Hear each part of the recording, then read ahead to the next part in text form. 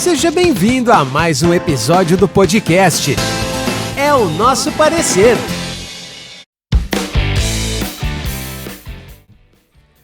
Fala pessoal, tudo bem com vocês?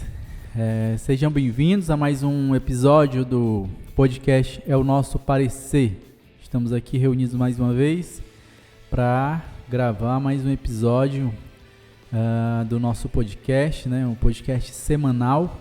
Já estamos aí no sexto episódio. Hoje é o sexto episódio, né? Hoje a gente está gravando o sexto episódio.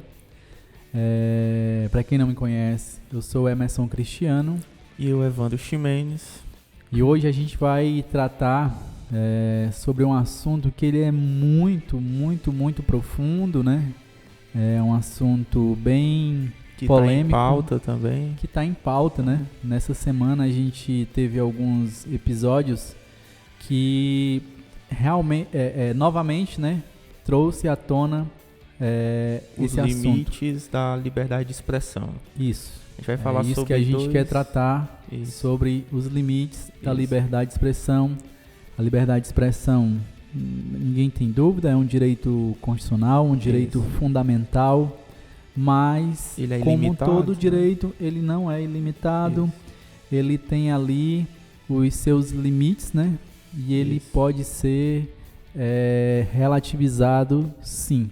E a gente vai falar justamente sobre esse tema por conta de dois eventos, né, que foram bastante marcantes nessa semana. A primeira foi a live da quinta-feira passada do Bolsonaro, né, que ele disse que vacina gera AIDS. Isso. E o segundo fato que aconteceu essa semana foi aquele jogador de vôlei, o Maurício, em que ele criticou o Superman gay, né? Ou Superman bissexual.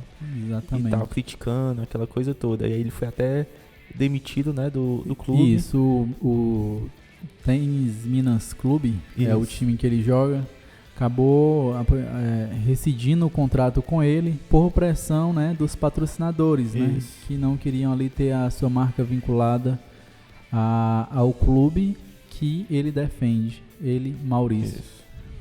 Aí levanta-se novamente, né, quando acontece esse tipo de fato, esse tipo de episódio, surge novamente o debate, né, os limites da liberdade de expressão, como foi também na época, né, o próprio Daniel Silveira, né, que todos eles tentam ali se amparar, né, e se sustentar. Pronto. Agora que tu fala do Daniel Silveira é interessante porque ele tem uma peculiaridade que é a questão da imunidade parlamentar, né? Exatamente. Né? Por isso que eu toquei nele, porque também tem a questão da imunidade parlamentar. Será que o parlamentar pode falar tudo? Mas também não é plena, né? Também ela pode ser relativizada.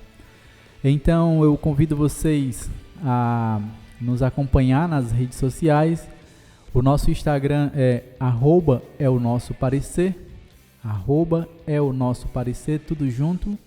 A gente vai estar também no YouTube, o nosso canal lá é o nosso parecer, você consegue encontrar facilmente. O e-mail para quem quiser entrar em contato é o nosso parecer@gmail.com, e nós estamos nos principais distribuidores de podcast, tá? A gente vai estar lá no Spotify, no Deezer, no Apple Podcast, no Google Podcast e outros. Então não tem desculpa para não ouvir ou para ver. E outra coisa importante dizer que todo domingo a gente disponibiliza os episódios em áudio, né, e em vídeo também. Exatamente. Os episódios eles são disponibilizados ou no sábado ou no domingo. Entre esses 2 dias aí. Geralmente no domingo. Para quem está em dias com podcast, para quem não perdeu nenhum episódio, esse episódio a gente vai disponibilizar no sábado ou no domingo. Pronto. Então, nos acompanha, fica com a gente e vamos lá. Vamos conversar. O Evandro resolveu se aprofundar nessa questão, né, no caso do Bolsonaro aí em específico. E depois a gente vai pegar também um linkzinho no caso do Maurício. Fique à vontade, Evandro. E também a gente pode falar um pouco do Daniel Silveira, né, que vamos falar. Tem um link com o que aconteceu. Isso. Vamos lá, né? Eu já falei que na live da quinta-feira passada o Bolsonaro associou a vacina com a AIDS, né? Disseminando uma fake news que não faz o menor sentido associar a vacina com AIDS, mas beleza. E quando isso aconteceu, as próprias plataformas, né, derrubaram a live do presidente da República. Sim. Né? Foi o que aconteceu. Aí a pergunta que a gente faz é o seguinte: a pessoa ela tem o direito de dizer qualquer coisa? Isso inclui tanto o cidadão comum como um parlamentar ou até mesmo um presidente da República. Será que, principalmente quando alguém tem um cargo importante, será que ele pode dizer tudo? Será que ele pode chegar lá e falar coisas notoriamente falsas e tal? Esse é um ponto, né, que está sendo discutido. Tem muitas pessoas que defendem a liberdade restrita, né, dizendo que tem medo, né, de colocar um limite e, por meio desse limite, gerar um tipo de censura, podemos dizer assim. É um dos medos da galera que é contra uma restrição sobre a liberdade de expressão. Eu acho que é importante, né, porque eu acho que a pessoa não pode dizer tudo o que ela pensa. Principalmente quando você comete crime. Aí, até pode, né? Mas vai ter que arcar com as consequências. Né? Vai ter que reparar os danos que ela causar. E, por exemplo, a gente pega o exemplo do Daniel Silveira. Daniel Silveira ele tem imunidade parlamentar. Isso. Ou seja, ele tem uma liberdade de expressão mais ampla do que a gente. Cidadão comum. Aí também a gente aí faz tem a questão, pergunta. né? A liberdade a imunidade parlamentar, ela é restrita à função, né? Isso. Ela nasce da ideia de que no Estado Democrático de Direito, ou um parlamentar, ele precisa ter liberdade para pensar as coisas mais amplamente. Por mais absurda que seja, ele tem o direito de expressar, de montar um raciocínio acular e, na função dele, expressar essa opinião, não fora dela, né? Ele não pode se valer da função dele, por exemplo, para jurar um ministro do STF de morte. Isso. Ou prometer violentar a família de um ministro do STF, ou mesmo incitar alguém a fazer isso. Ou seja, o limite é aí. Né? Quando tu começa a atacar o direito ali do outro, quando tu começa a colocar a vida das pessoas em risco com a sua liberdade de expressão. Porque assim, antigamente, eu não sei se... Eu acredito que sim, houve uma mudança, né, na sociedade, na cultura da sociedade, de não tolerar mais, como eu posso dizer, não tolerar mais expressões ou então frases que agridam minorias, né? Sim. Por exemplo, atacar os LGBTs, atacar as mulheres, negros, isso. Essa galera toda. Porque antigamente era naturalizado que você tirar piada com esses grupos, né, era normal. E com essa mudança de pensamento, hoje em dia já é diferente. Por exemplo, a gente vê nos programas de TV de antigamente, né, eles eram extremamente misóginos, racistas, né, tudo. Né? Em horário nobre, a gente via ali programas, né, que eram hoje em dia não acontece mais isso aí. Eu acho que um exemplo que faz pouco tempo, não faz muito tempo não, era o Pânico na TV, você lembra o Pânico na TV? Sim, eu lembro do Pânico. Era cruel o que eles faziam ali. Eles realmente ali era extremamente misógino, né? A imagem da mulher, a forma como eles tratavam a mulher, lidavam com a mulher. Aquela pobre da Sabrina Sato sofreu demais na mão daqueles caras. Bem bizarro ali aquele programa. Pronto. E as pessoas consumiam, né? Isso. A gente chegou a consumir. Mas aí a gente tem que entender o seguinte: a cada época, né, ali a sua cabeça, né? Tem o espírito do tempo, né, que fala. Não tem... eu não critico ninguém que assistiu o Pânico naquele momento. O que eu acho é que não faz mais sentido hoje, entendeu? A pessoa continuar consumindo aquele tipo de conteúdo, ou mesmo produzindo aquele tipo de conteúdo, programas com aquele perfil, hoje já não teria mais credibilidade. Eu acho que não tem nem espaço, né? mesmo na internet, que é um espaço bem democrático, eu acho muito difícil um programa como o Pânico se sustentar, por exemplo, numa plataforma como o YouTube. Isso. E um programa também antigo também é os Trapalhões. Né? Qual é o nome daquele personagem o preto? Mussu. O Mussu, O pessoal ficava tirando ali umas brincadeiras pesadas. Pra tu ver, ó. Não faz nem muito tempo. Já tinha isso aí. Hoje em dia, já não é mais aceito esse tipo de ataque, né? Aí a gente entra no caso do Maurício, né? Do cara lá, jogador de vôlei. Ele criticou uma postagem, né? Que tá o filho do Superman beijando outro cara. Ele parece que... O filho do Superman, ele é bissexual nessa HQ. Aí o Maurício fez o post lá criticando isso aí e a galera caiu em cima e sofreu consequências sobre aquilo.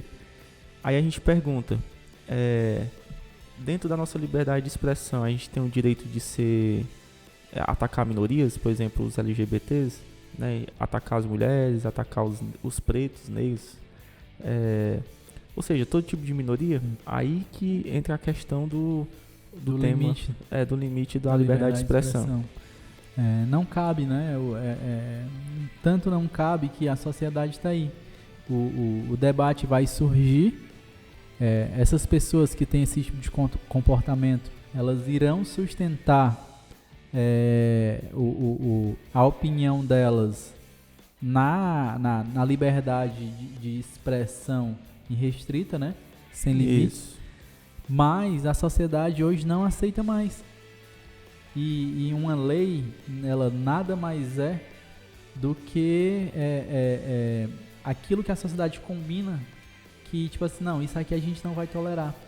A lei, ela na sua essência, ela é isso. O homicídio, ele é crime porque a vida é um direito, né, fundamental, um direito natural, e a sociedade não aceita, como outros crimes, né?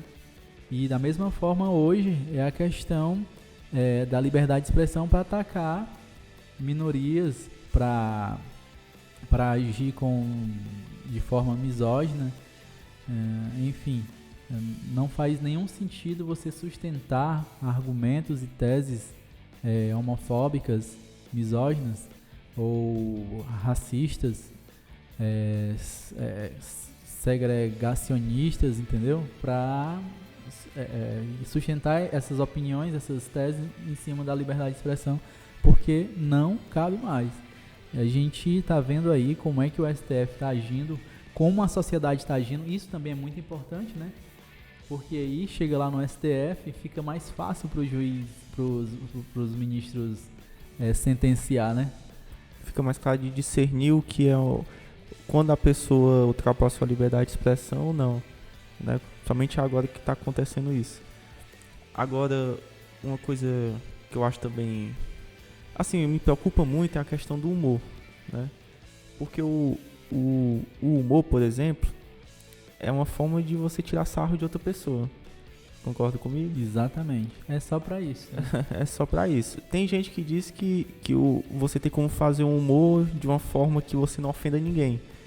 Tá entendendo? Mas, se a gente for levar isso no pé da letra, sobre se você atacar uma minoria, atacar qualquer tipo de grupo, você tá ultrapassando a liberdade de expressão e, em consequência, você vai ter que responder por isso. Então, significa também que a gente não pode mais ter humorista, por exemplo. Eu sou fã do Gregório do Vivier. Assisto do Porta dos semanalmente Fundos, né? O Greg News. Acompanho ele no Porta dos Fundos, acompanhei em vários sketches deles ali no Porta dos Fundos, mas acompanho mais ele ali no Greg News, aquele programa que ele tem na HBO. E aí, ele fala uma coisa bem interessante. Ele disse que o humor tinha que evoluir, porque ele disse que achava um humor covarde, um humor covarde você fazer piadas com minorias, com pessoas frágeis.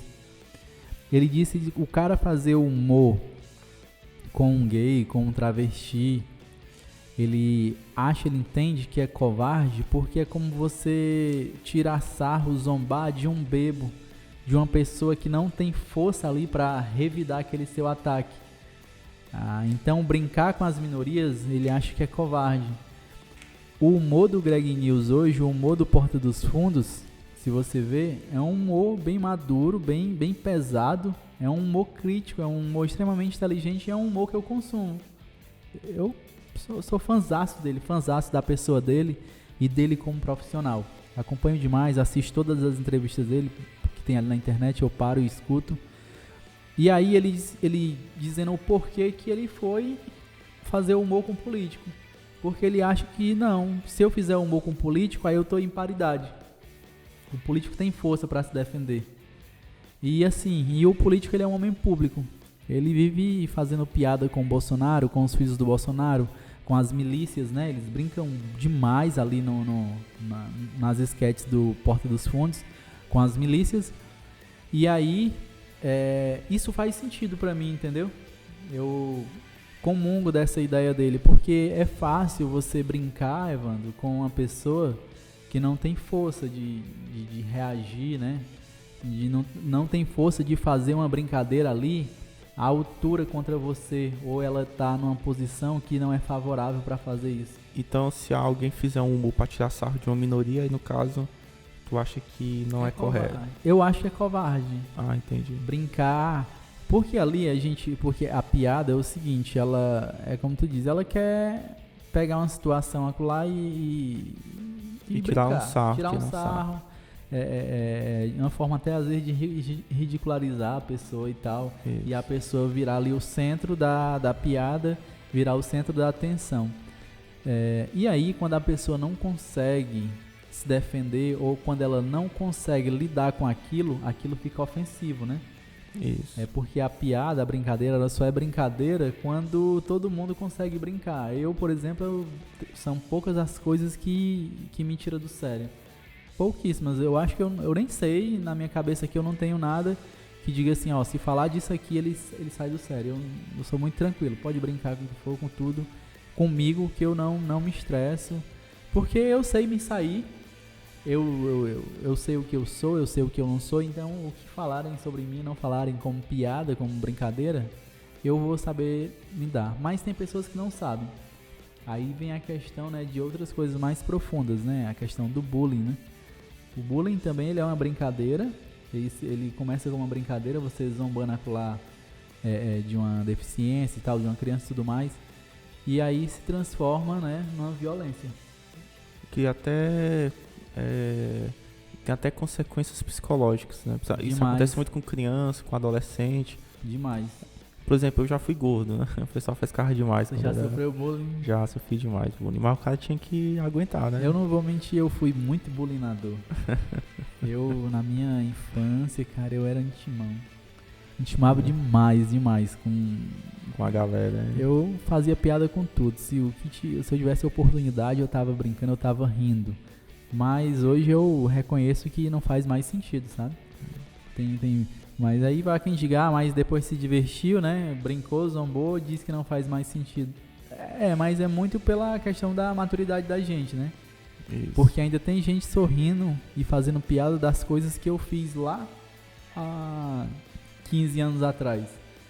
Entendeu? Que não faz mais nenhum sentido pra mim. Tem gente que ainda acha legal aquilo. E eu não acho.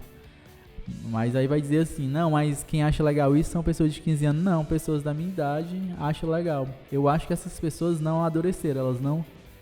Pessoas que ainda acham legal as piadas que eram feitas nos Trapalhões, pessoas que ainda acham legal piada com minoria, porque não amadureceu. Eu acho que parou no tempo, né? Eu já vi histórias assim de gente que, por exemplo, minoria, né? O cara fica tirando sarro com a pessoa, tem gente que fica depressivo, tem gente que se mata.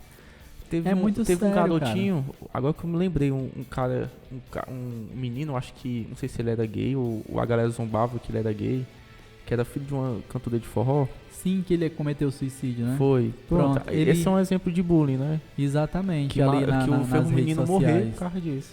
Exatamente. É o que eu tô falando. Tem pessoas que não sabem lidar com isso. Eu, particularmente, eu não me importo. Você não vai conseguir me tirar do sério por causa disso. Mas tem pessoas que não.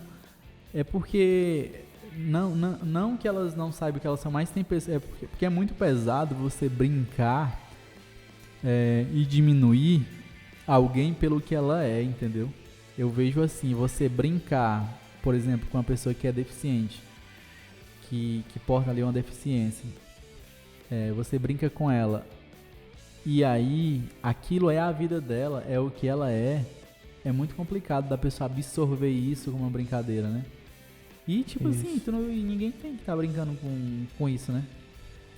Por exemplo, na época que eu era gordo, né? Eu não me sentia confortável o pessoal zombando, mas eu levava na brincadeira porque na época eu sabia que se eu fosse pegar a corda era pior, né? Mas isso aí realmente gera consequências, entendeu? Sim. Né? O cara se sente mal, o cara se sente... Por exemplo, na época que eu era gordo, eu me sentia meio mal, assim, ficava olhando assim, cara, eu tô muito gordo e tal. Foi um dos motivos de eu querer ter emagrecido também. Então, é isso daí. Na questão ali, voltando aqui um pouquinho para a questão do presidente, né? Isso. Aí a gente pega um presidente da república, né? Que faz uma live. E detalhe, ele tem todo um corpo de assessores que ele podia muito bem pedir para checar a informação e não, solta, ele não tem interesse nisso, né? Na verdade, ele não tem interesse. Eles estão aí numa guerra contra a vacina que eu, particularmente, assim, eu não consigo compreender essa guerra contra a vacina. Por que não deixar as pessoas se vacinarem se já tem vacina disponível para todo mundo? Por que ficar causando pânico na população, nas pessoas, para elas não tomarem vacina, se já tem aí vacina disponível? Pronto, tu já tocou esse ponto aí. Eu me lembrei de um movimento que a gente percebe que está crescendo, que é uma internacional da direita, né? Se tu se lembra do Olavo de Carvalho criticando a esquerda... O Foro de São Paulo. Na verdade, pode prestar atenção, tudo que eles acusam os outros é o que eles querem fazer. É, né? O que eles querem fazer, pode exatamente. prestar atenção. Eles criticavam a esquerda dizendo que tinha um Foro de São Paulo, onde dali eles tomavam as orientações, né, para cada país seguir a pauta, né, que eles julgavam lá. Aí, hoje em dia, a gente percebe que quem faz isso mais é a galera da extrema-direita, né, encabeçado pelo Steve Bannon. E existe, né, de fato, né, um movimento internacional de conservadores, esse movimento, né, existem encontros, né, deles e tudo mais. Esse movimento anti-vacina não é só no Brasil, é mais forte nos Estados Unidos e em alguns países da Europa. Aqui, a coisa só não tá pior porque aqui a gente tem uma cultura de vacinação. E é interessante que tudo eles querem fundamentar na liberdade, né? Tudo é a liberdade. É a liberdade de você não se vacinar, né? É a liberdade de você falar o que você quiser. Não existe essa liberdade. A vida em sociedade, ela é regrada. Não, eu acho que a liberdade irrestrita existe, mas você tem que viver sozinho, né? Não, em sociedade. Em sociedade é limitado. Se você está em sociedade, você pode fazer o que você quiser sozinho dentro de um quarto fechado, você vai sozinho. Pra uma caverna, sei lá. A partir do momento que você se relaciona com uma segunda pessoa, você já não tem mais liberdade. Isso. A sua liberdade são os limites dela. Isso. Então não faz sentido essa guerra contra a vacina pautada em liberdade individual, onde na sociedade o bem coletivo, o bem-estar social, ele está acima dos meus interesses particulares. Por exemplo, a gente está falando dos limites à liberdade de expressão. Por exemplo, a gente está falando desse movimento anti-vacina. Será que você ser anti-vacina está dentro da liberdade de expressão? Não. Eu acho que não. Não porque vai contra a ciência, né? Exatamente. E outra coisa, é uma coisa que vai causar mais morte, deficiência. Exatamente. Não faz sentido. Aquele negócio, o cara pode falar, mas ele teria que fundamentar a fala dele, né? Isso, se ele não fundamenta, né? Por meio científico. Você negar a vacina só por negar, você não é válido, não é opinião isso aí. Porque hoje tem esse negócio, né? O cara diz assim, eu sou contra a vacina. Por quê? Não, porque eu sou contra. Mais fundamentado que não, é minha opinião. Não precisa fundamentar nem nada a tua opinião. Não precisa, não é só porque eu não acredito. Tá bom. E com as redes sociais, né, em que, por exemplo, a gente está fazendo esse podcast aqui, né? A gente joga nas plataformas, todo o mundo pode ver o que a gente está dizendo aqui. Exatamente. Né? E hoje em dia, eu tô vendo que isso é uma tendência, né? Os estados, eles devem regulamentar os limites da liberdade de expressão, principalmente a questão das fake news, né? Que eu acho que isso aí tá atacando todo mundo. Por exemplo, esse movimento anti-vacina nada mais é do que fake news, né? Eles inventam dizendo que vai pegar AIDS, que a pessoa vai ficar doente, que vai afinar a voz, né? Segundo lá o Bolsonaro. Eles não constroem um estudo científico para negar a vacina, e sim mentiras, né? Eles vão ali no medo das pessoas, né? A cloroquina, por exemplo, ali foi uma mentira. Uma mentira total. Aí dessa forma fica mais claro quais seriam os limites, né? Assim, para mim o limite seria a questão das leis. Por exemplo, se você cometeu calúnia, injúria ou difamação, aí já passou da liberdade de expressão, correto?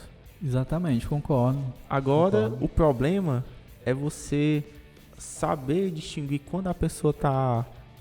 Calúnia é fácil de definir, né? Quando você imputa um crime em alguém. Agora, o difícil é você tentar definir o que é difamação e injúria, né? Eu sei que a difamação tem um critério objetivo. No caso, o outro escutar você falando mal de uma pessoa, né? E a injúria tem um critério subjetivo. Quando você, por exemplo, eu chego na tua frente e fico falando, te menosprezando e tal, isso é uma forma de injúria. Agora, saber distinguir o que... Essas coisas eu acho que é o que complica, entendeu? Dos limites da expressão. Por exemplo, deixa eu ver aqui um exemplo aqui. Eu posso dizer assim aqui, sei lá, dizer que... dizer que tu é uma pessoa falsa, alguma coisa do tipo. Será que isso aí é uma injúria? Ou tu acha que isso aí tá dentro da liberdade de expressão? Por exemplo. Depende, né? Depende muito. A questão de falsa, mas falsa como?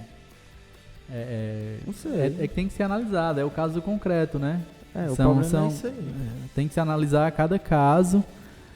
Pra gente analisar, pra gente conseguir, né, identificar se houve realmente ali ofensa, né? São os crimes contra a honra, né? Isso. A gente está falando aí de crimes contra a honra. E o que o juiz vai verificar? Se houve mesmo esse ataque e esse dano, né, à sua honra. Porque vai ter que conceituar o que é falso. Né? Você assim, falou em que sentido? Porque, assim, falso como? Falso de... Não, eu sou falso na minha relação lá na minha empresa. É sobre isso que você está falando? Que eu não sou leal por exemplo, a direção da empresa, entendeu? E isso vai comprometer meu negócio se você sair falando por aí que eu sou falso. Eu acho que é crime. Mas falso como? Não, falso porque a nossa amizade não é boa e aí eu não acho que você é leal a mim e você é falso. Não, eu não vejo crime aí. Eu não tenho uma obrigação de ser leal com você. Mas, por exemplo, a injúria é uma coisa muito relativa. Por exemplo, uma coisa que pode não te afetar, pode te afetar em relação a outra pessoa. Porque é um critério subjetivo, tu tá entendendo? Aí que tá a complicação. Ou seja, tem que ter uma objetividade sobre a subjetividade do crime de injúria. Sim. Não sei se tu tá entendendo o meu ponto. Eu tô entendendo. Tu acha que é necessário um parâmetro, né? Um parâmetro. Precisa de um parâmetro ali pra saber. Ó, isso. Se tá igual, então... Mas não é. Eu acho que vai nesse sentido, entendeu? O que é que você quer dizer com aquela ofensa? Eu me senti ofendido. Você falou que eu sou falso. Eu me senti ofendido. Mas em que sentido? Não, me senti ofendido porque eu sou um homem público, eu sou um homem de negócio, eu me relaciono com pessoas todos os dias e o cara me taxar, me rotular como falso, vai atrapalhar extremamente meus negócios. Eu sou um pastor e você está dizendo que eu sou falso. A minha relação com os fiéis, a relação que eu tenho com as pessoas, ela é de confiança.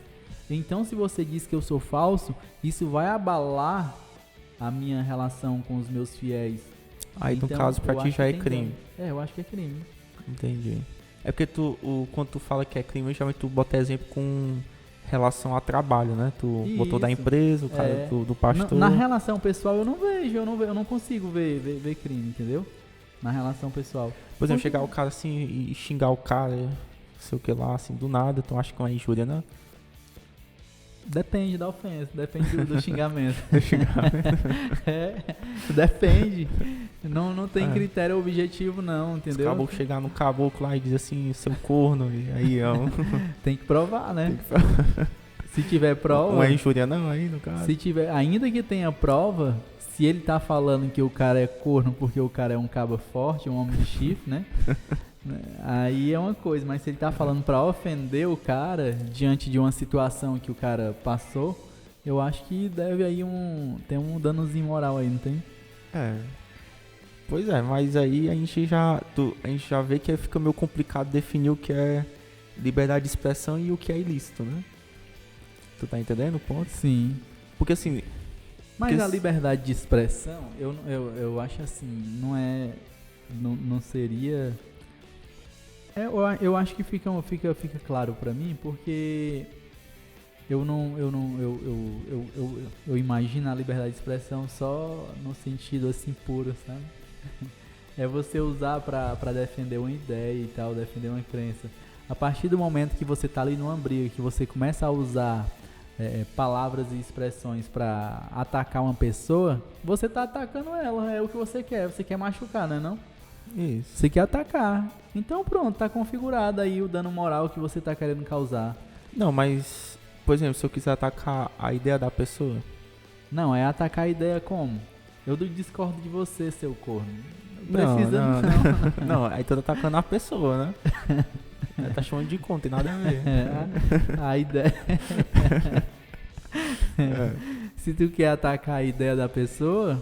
Tudo bem, pode ser, mas como seria? Depende, é o que eu tô te falando.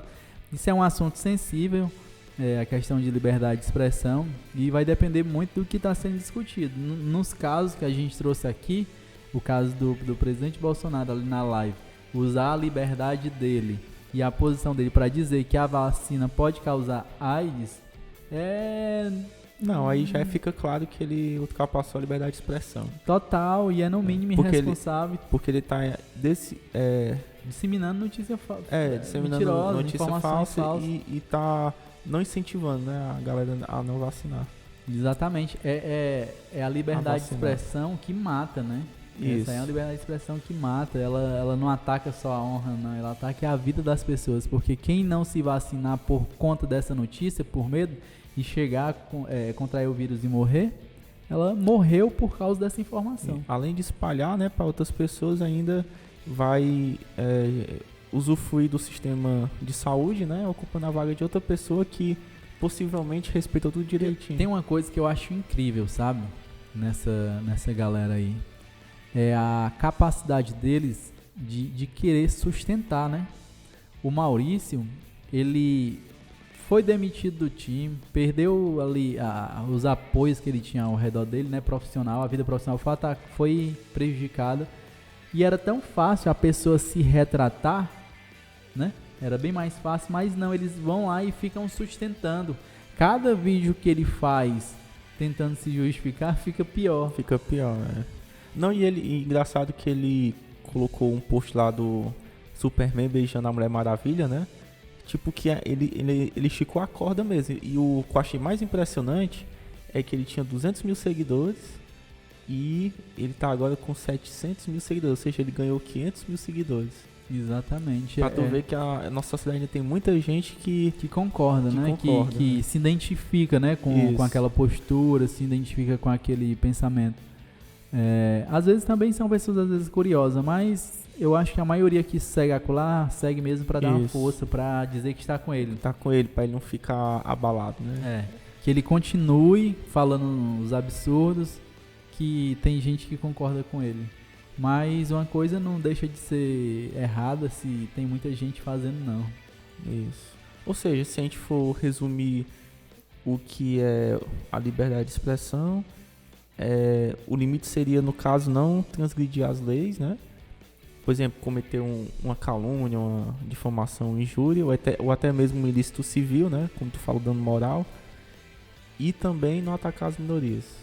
Seria mais ou menos isso? Seria os limites. Não, isso. Tem mais coisa. Você não pode atacar o Estado Democrático de Direito, você não pode atacar as instituições.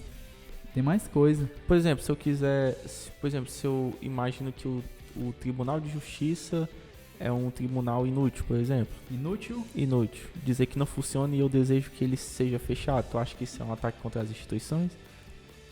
Você precisa fundamentar. Por que você está falando isso? Porque a justiça estadual é lenta. Não, aí você vai ter que fazer um estudo. Eu acho o seguinte, todo debate, ele é bem-vindo e ele merece ter credibilidade. Se você diz assim, o Tribunal de Justiça do Estado tal, ele é inútil. Inútil por quê? Não, porque ele não, ele é útil. Ele já julgou, aí vai, o que a gente vai mostrar? A gente vai mostrar todos os julgados.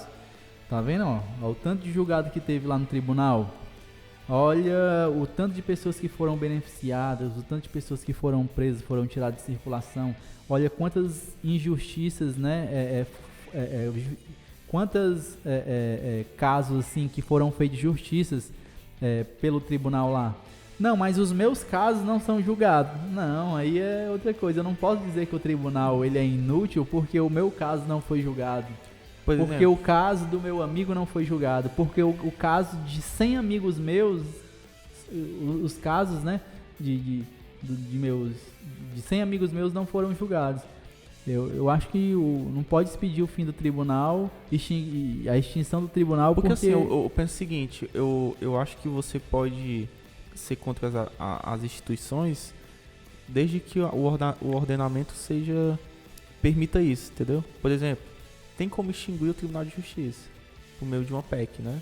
Sim. Uma pós-emenda constitucional. Ou seja, se você critica uma instituição como o Tribunal de Justiça, por exemplo, foi o exemplo que eu dei aqui, se existe um meio legal para você fazer isso, então isso está dentro da liberdade de expressão. Não, mas o que eu digo é o seguinte, é extinguir porque é o debate que tem que ser feito. Entendi. Eu não posso simplesmente dizer, eu quero extinguir o tribunal, por quê? Porque eu quero, porque ele não julga meu processo. Por exemplo, deixa eu pegar aqui outro exemplo. Aqui em Sobel tem a guarda municipal. Aí se eu chegar e dizer assim, rapaz, essa guarda municipal aqui é muito fraca, não serve pra nada. Aí eu quero que extinga a guarda municipal. Tu acha que aí eu tô atacando as instituições? Que eu tô ultrapassando os limites assim, da liberdade de expressão? Quando eu falo ataque às instituições, é tipo assim, não é você fazer uma crítica, você criticar o STF. Eu quero criticar aqui o STF. Vamos logo no Supremo Tribunal Federal, que ele é maior do que a Guarda Municipal, na minha opinião. Com certeza. E é maior do que o tribunal também. Vamos lá no STF. Eu discordo das posições do STF. Por quê? Não, porque assim, ele tem julgado, por exemplo, porque o STF tem julgado, muitos ministros têm julgado conforme o apelo popular e tudo mais. Eu acho isso absurdo. Juiz que julga conforme o apelo... Quem gosta de fazer isso aí é o Barroso. Né? E aí, beleza. Isso aqui é uma opinião minha, é uma discordância, né, de julgados, que eu não concordo, que eu acho que seria mais justo assim. Eu acho perfeito. Isso aqui é o contraditório. É um debate democrático. Não é pra gente concordar 100% com o que o STF julga.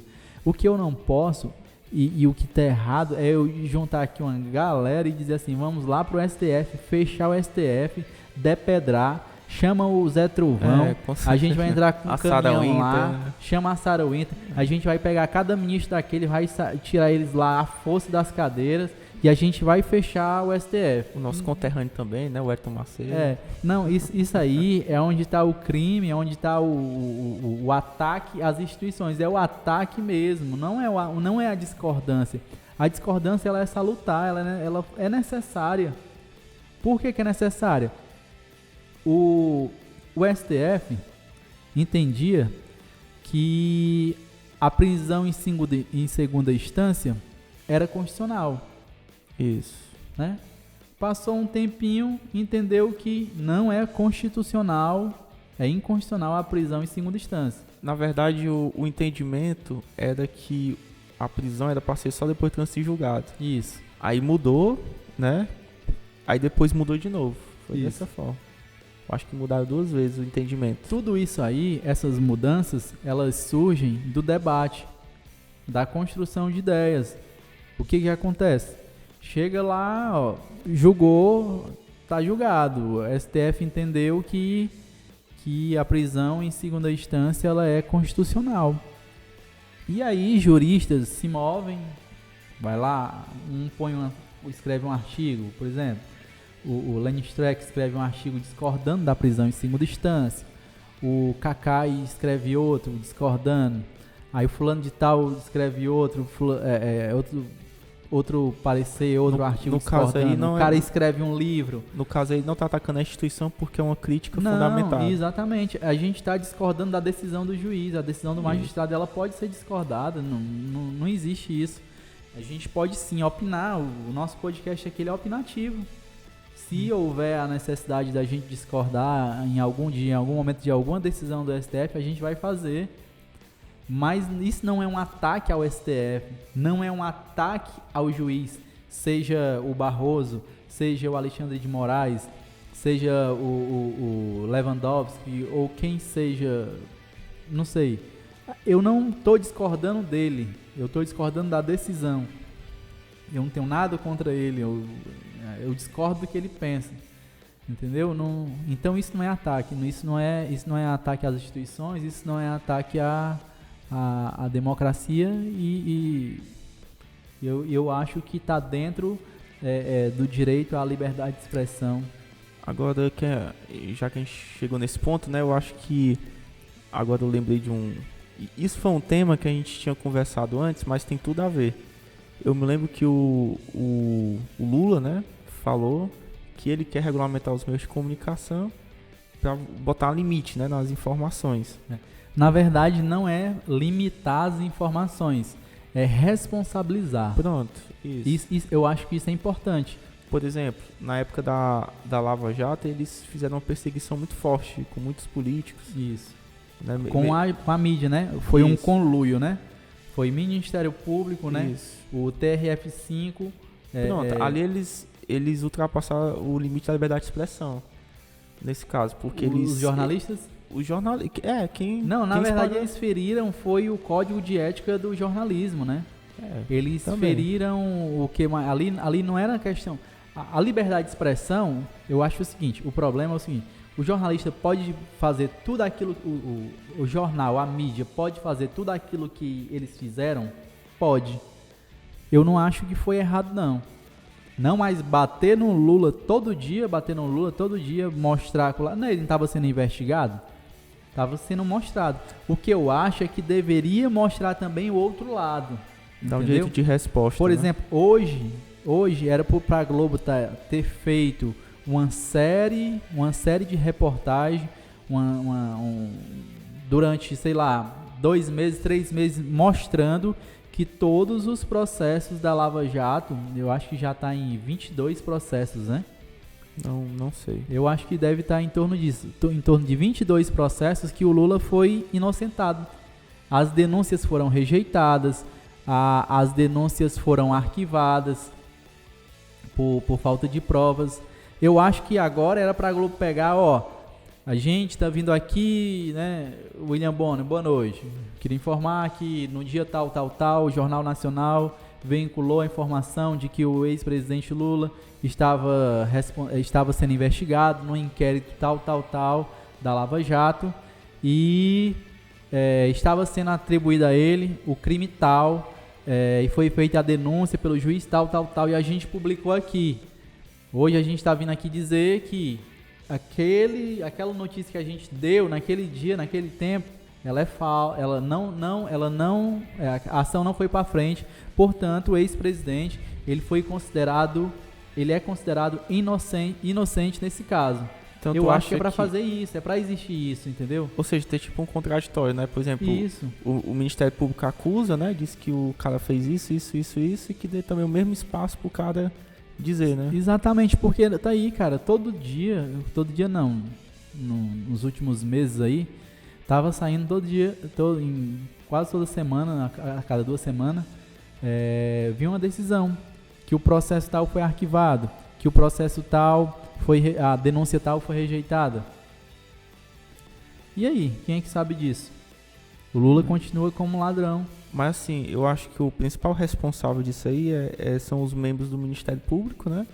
E alguns membros da Polícia Federal, porque eles... Foi um grande conluio, né, cara? Teve muita gente ali envolvida. Porque teve assim, a mídia, né? Eles abriam um inquérito sobre qualquer coisa, a partir de uma delação, por exemplo. Sim. Aí, só por ter um inquérito, aí eles jogavam no jornal e isso acabava a reputação do cara. Teve um cara, eu acho que foi o Duda Mendonça, um dos maiores, a delação que fundamentava a maioria das denúncias contra o Lula. Acho que foi o Duda Mendonça, se eu não me engano, salvo engano. Ele resolveu falar que não, aquelas acusações não existiram e tudo mais, que ali foi uma situação que, tipo, se sentiu mesmo coagido, pressionado. Era assim que eles... Cara, como é que a Lava Jato funcionava? Era incrível. Eles pegavam, por exemplo, ali alguém, pegou um cara da JBS. Aí eles denunciavam o cara, eles tacavam, por exemplo, 200 anos de cadeia no cara. Ó, se você responder por esses crimes aqui, ó, dá 200 anos de cadeia em você. E aí, o que você tem a dizer? Tem alguém para entregar? E aí, a forma de investigação era, tá, e o Lula? Onde é que o Lula tá nessa história? É tipo uma perseguição, né? E aí o cara, condenado a 200 anos de cadeia, ele fala tudo, até o que não existe. Ele quer sair dali. Os caras lá da JBS, eles saíram da Odebrecht, né? No caso foi da Odebrecht, não foi o... Que eles saíram... Não, foi a JBS mesmo. Que eles fizeram a delação e saíram total, isentão. Foi o Wesley, né? Wesley. E o outro lá, o irmão, né? Saiu sem culpa. O PGR lá, ele... Eu acho que foi o Rodrigo Janot na época. Rodrigo Janot assinou a delação e deu o benefício a eles. Aí estão lá só de boas. Entendeu? É complicado como tem se comportado, né? Alguns setores da mídia. O controle da mídia não é para você fazer uma espécie de moderação, não. Não é o que pode ser falado e o que não pode. Não se trata disso. É a responsabilização. É responsabilização. Por exemplo, soltou notícia falsa, ou então não deu um dia de resposta. Por exemplo, qual o papel da imprensa? Informar. Hoje o que a gente mais vê é programas opinativos, cara. Só o que a gente vê hoje, a gente abre a televisão, todo mundo lá tá dando uma opinião.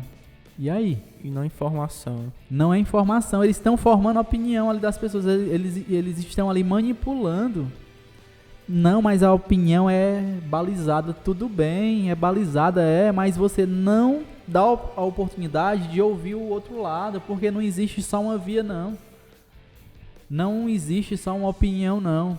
Não, mas a opinião do, por exemplo, um cara que eu sou fã, do Reinaldo Azevedo, é muito bem abalizada, o cara estuda e tudo mais, perfeito, muito boa, mas eu quero ouvir no mesmo programa, no mesmo horário, uma pessoa que discorde dele, que acha que tudo que ele fala tá errado, ou que discorde em alguns pontos. É isso que tem que ser feito. Todo programa de opinião tem que ter uma opinião contrária e uma a favor. Porque o papel da mídia é informar. Aí deixa que as pessoas tirem suas próprias conclusões, né? Como diz o Eduardo Bolsonaro, tira suas próprias conclusões, né? Mas, assim, eu entendi.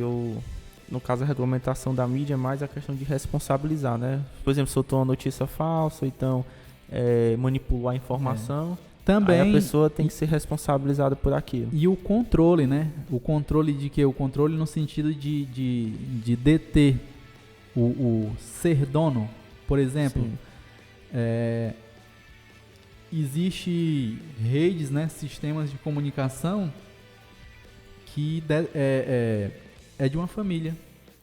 A Globo, vamos para a Globo. Dos maior marinhos, exemplo. né? A Globo é dos marinhos. A Globo tem dezenas de canais, tem dezenas de afiliadas Brasil afora.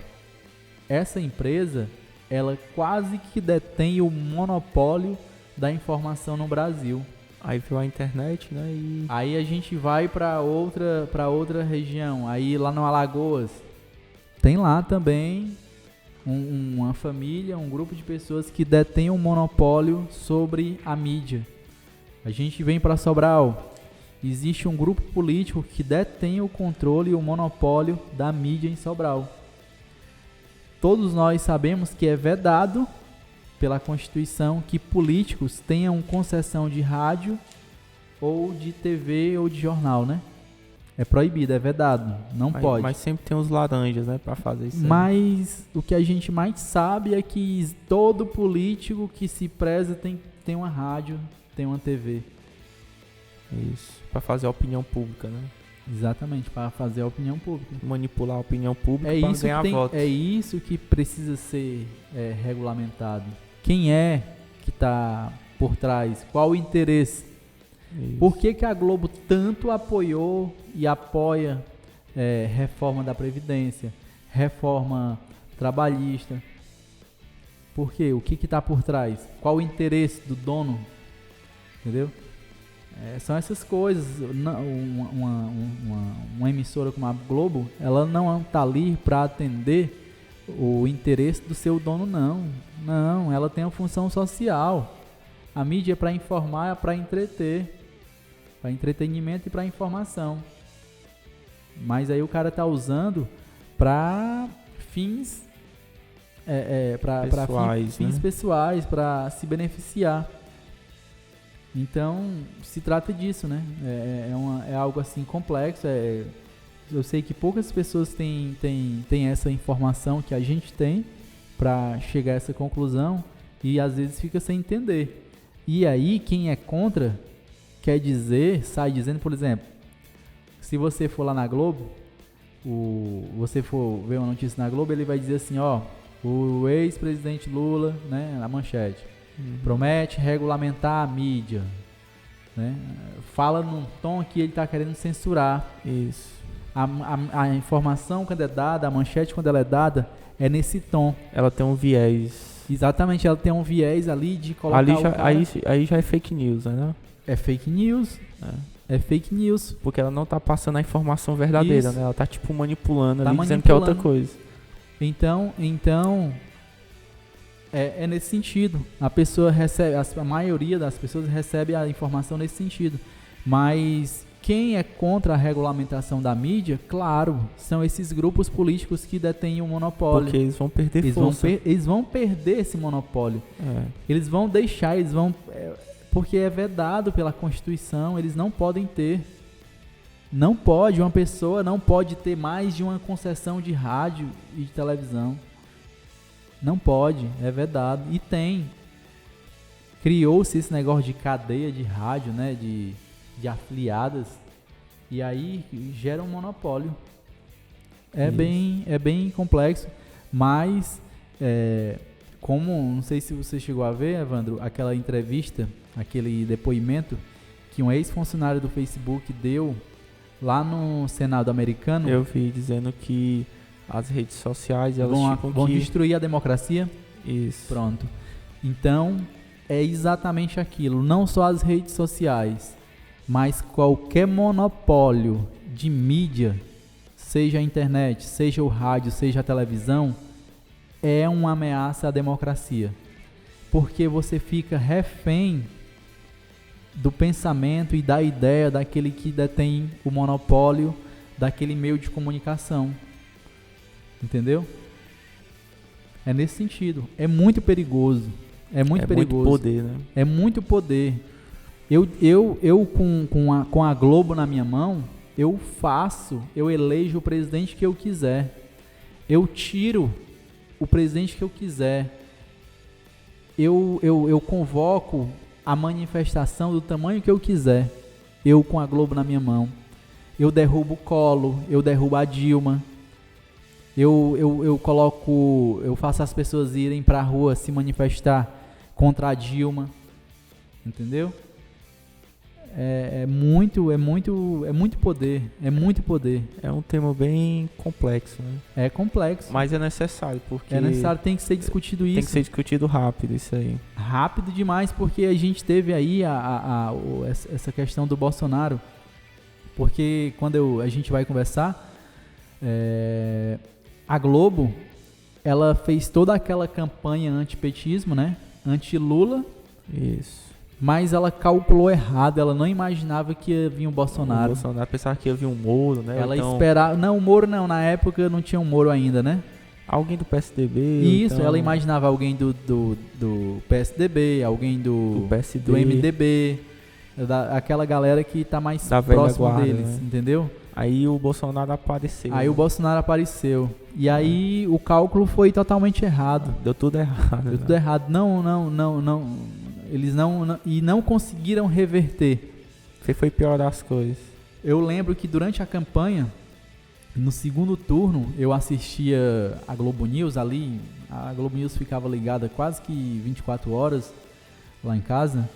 E eu vendo ali os jornalistas extremamente preocupados, arrependidos do que eles estavam vivendo. Assim, quase que pedindo voto pro Haddad.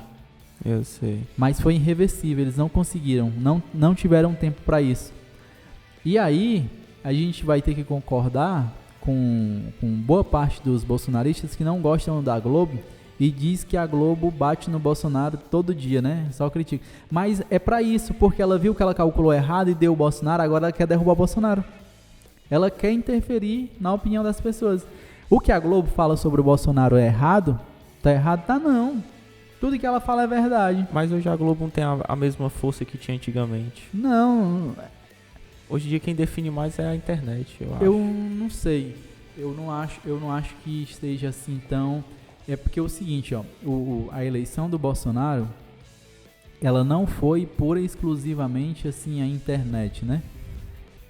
Foi o maior, claro, o maior, mas teve muita coisa ali por trás da eleição dele que a gente ainda não tem o pleno conhecimento, né? Isso. Que eu não sei se a gente vai ter, mas tem muita coisa ali por trás. Tem a questão dos empresários, né? Do poder econômico que apoiou ele. O empresariado todo, os detentores, né, do capital econômico apoiaram a eleição dele. E aí tem muita coisa que a gente não sabe ainda, mas eles conseguiram manipular a eleição. Não, manipular não de forma errada, que eu quero dizer, né? Mas conseguiram mobilizar a massa para votar no Bolsonaro. E aí eu acho que é isso. A Globo vai ficar nessa daí, de bater no Bolsonaro, ele vai querer derrubar. E tá fazendo a campanha dela, né? Agora só resumindo... Desgaste da imagem dele. Agora só pra fechar, né? Só resumir o que a gente falou, né? A gente começou falando sobre o Bolsonaro, negócio da AIDS, né? Dizendo que vacina causa AIDS. Aí depois o Maurício, depois a gente falou do Daniel Silveira. Aí depois a gente falou sobre a questão dos crimes, né? Calúnia, injúria, difamação. E chegamos no final, né? Impressionante. Controle da mídia. O controle da mídia, que tem tudo a ver sobre liberdade de expressão. E tudo isso, exatamente, a liberdade de expressão, né? Todo esse assunto tá pautado ali, tá sustentado, amparado na liberdade de expressão. Eu acho que por hoje é só, né? Por hoje é só. Então pronto, esse é o nosso parecer de hoje. Eu acho que na próxima semana a gente tem mais. Os episódios estão lá disponíveis. Isso. Acompanhe lá no YouTube, acompanhe nas redes sociais. Deixa eu fazer um registro. Eu tenho... 3 pessoas chegaram até mim e disseram que estão acompanhando o podcast, né? Um é o Shelton. O Shelton, ele é acadêmico de Direito lá da UVA. Ele está se formando agora, está no 10º semestre. Show. E disse que gosta bastante e tal. Se identificou, né, com a temática, se identificou com o formato, com as temáticas e se identifica também com o formato do podcast. Até eu pedi para ele escrever alguma coisa pra gente ler. E ele disse que depois, se tivesse coragem, iria escrever. Mas um abraço pro Shelton. Outra pessoa foi o Jadson, né? O Dr. Jadson. Olha aí. Gente Jadson. Finíssima, né? Nosso colega ali do Racha dos Advogados. Ele estudou comigo no ensino médio, ainda me lembro dele. Né? Gente boa, um cidadão. Também tem acompanhado o nosso projeto. Outra pessoa foi o Wesley Carolino, o Dr. Wesley Carolino, disse que ia ter um amigo. Eu conheço ele. Eu conheci ele, na verdade foi na época que eu frequentava aquelas comunidades que tem aqui da Rainha da Paz, aquela coisa toda. Certo. Eu conheci ele por meio dessa comunidade, mas eu me afastei, né? Ultimamente eu não sou tão religioso assim, mas... Pronto. Aí a gente sempre mantém algum contato, né? Teve uns períodos que a gente gostava de jogar bang, ele com certeza vai se lembrar desse jogo. Pronto, legal. Aí ele falou hoje comigo, disse que a gente estava hoje no futebol, de cedinho, e ele falou que escuta e tal, e também gostou do formato, e acha que é legal a gente tá conversando sobre essas temáticas, e tá ouvindo, né? Vendo pensamentos contrários e tudo mais. E aí ele falou, cara, legal e tal, isso assim, um dia você vai lá e essas pessoas que a gente tá falando aqui serão aí os nossos convidados. A gente tá montando uma agenda, né, pra trazer as pessoas aqui pra gente conversar. A gente vai comprar mais equipamento, né? Exatamente. Pra botar mais pessoas aqui na mesa. Pronto, a gente quer comprar aí mais um microfone ou dois pra aumentar aqui a mesa e aumentar aqui o debate, aumentar aqui a nossa construção, né, porque na verdade aqui...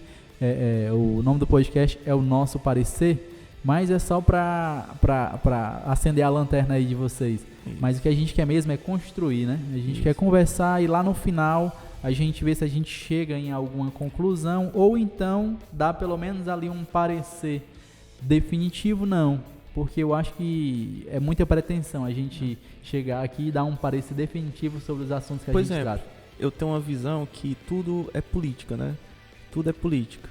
Por exemplo, você está se relacionando com uma pessoa é política, você tendo amizade com uma pessoa é política, porque política nada mais é do que você ter um conflito e você vai ter que encontrar uma forma de resolver esse conflito por meio da conversa, né? Isso que é política. E quando a gente colocou o nosso parecer, nada mais é do que a gente interpretar as coisas que estão acontecendo no Brasil, né? No estado, então até mesmo aqui em Sobral, de um ponto de vista jurídico e mostrar o que é que está, assim, na nossa visão, né? A gente não é dono da razão, nada do tipo, mas na nossa visão o que é certo, o que é errado, como a gente deve se comportar. Por exemplo, a gente está falando aqui da liberdade de expressão, a gente falou o que a gente entende por liberdade de expressão, o que a gente entende por limite, o que a gente pode falar. É uma forma de esclarecer, né, esses pontos. Por isso que é o nosso parecer. Não é nada definitivo, né? Nada definitivo. É algo aí infinito, essa temática. A gente traz realmente temáticas aqui que, assim, eu não vejo limite nessas pautas que a gente conversa. A gente só quer mesmo pensar sobre esses assuntos complexos que estão aí na sociedade e que muitas vezes são tratados de formas assim tão banal, né? E não são assuntos sérios, são pautas muito caras, né, relevantes também para a sociedade, e a gente não quer realmente ser o dono da razão. O nosso parecer por conta disso, né? É o meu parecer e é o parecer dele, não é o parecer universal, não é a regra, é o que a gente pensa. Não é uma verdade. Podemos estar totalmente errado, mas a gente está... O que importa é a gente falar o que a gente pensa, mas de uma forma fundamentada, né? Isso. A gente dizer da onde a gente está chegando. A gente está saindo daqui, chegando até aqui. A gente mostra o caminho do nosso pensamento, né, para ficar claro porque que a gente defende essa ideia. Eu conversando com Wesley, ele falando que acha legal porque ele também pensa igual a gente, nesse sentido, no sentido de que não existe uma verdade absoluta. Ele disse assim, eu sou de direita, votei no Bolsonaro, acho que o governo dele tá bom, tá não. Eu não votaria novamente porque ele me decepcionou e tudo mais. Mas tá 100% errado o governo dele? Tá não. Ele falando, né? Tá 100% errado? Tá não. Eu consigo ver virtudes. Mas tem pessoas que só vê coisa errada. Eu vejo muita coisa errada. Mas eu também, ele disse, falando, né, comigo, e consegue ver coisas boas dentro do governo. Eu disse assim, é isso aí. eu também eu parto dessa ideia. Meu pensamento, a minha ideologia, ela é de esquerda, eu não nego para ninguém, mas vou dizer que tudo que a esquerda prega, tudo que a esquerda propõe é correto, é bom, é justo, é maravilhoso? Não é, nem vai ser. Tudo que a direita propõe está errado, está correto? Não está. Eu acho que a sociedade, ela se constrói nisso, nesse antagonismo, nessas opiniões divergentes, e aí vai surgindo uma coisa aqui, uma coisa lá, a gente vai vendo e é uma somatória. Hoje o nosso país, a gente pode dizer que ela é uma somatória de governos de direita, de governos de esquerda, de governos militares, e aí a gente está formando a nossa sociedade, está formando a nossa característica e a nossa identidade como país, como Estado. Então é isso, e é isso que a gente quer também para a nossa vida. A gente quer se formar, né, como pessoa, como cidadão, como um profissional no direito também, nesse sentido, da gente ouvir todo mundo, e aí a gente vai vendo e adequando cada situação e cada pensamento no momento oportuno. E é isso aí. Esse é o nosso parecer de hoje. Obrigado aí pela audiência, pela companhia de vocês. E até um forte próxima abraço, semana, né? E até próxima semana, se Deus quiser. Até breve.